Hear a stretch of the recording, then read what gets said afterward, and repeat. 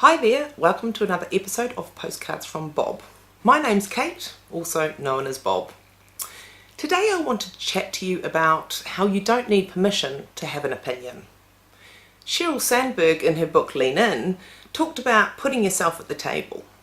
What she was actually referring to is giving yourself the opportunity to have a voice, have an opinion.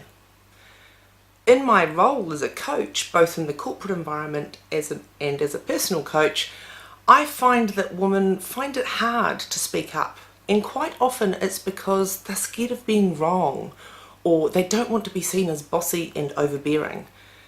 What they're actually scared about is that being seen as bossy or being wrong will actually affect their credibility. The truth is, though, that having an opinion adds value. Having an opinion shows that you're thinking, and thinking is always a good thing.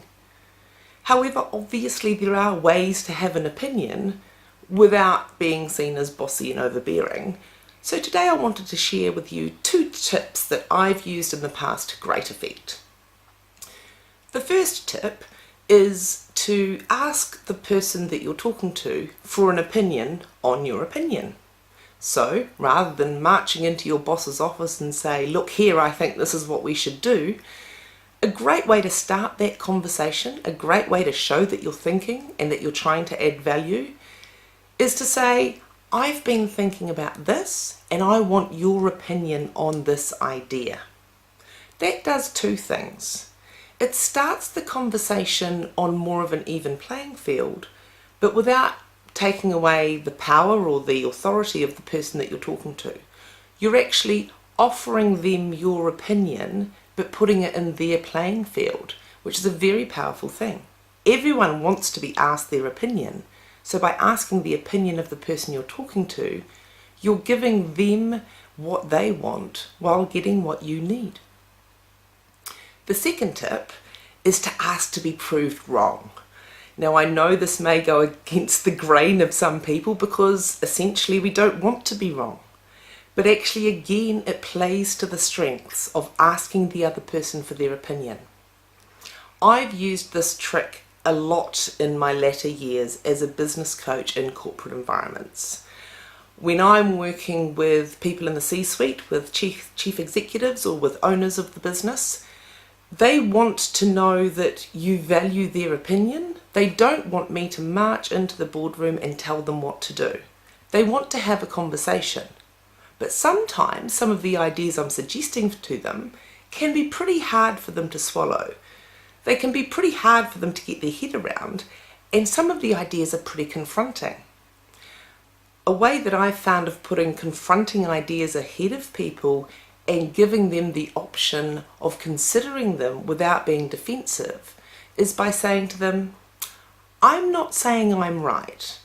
I want you to tell me why I'm wrong, and together we'll find out what right is. Again, that has 2 bullet points that it ticks. The first thing is you are having a conversation. You are walking alongside them on the journey.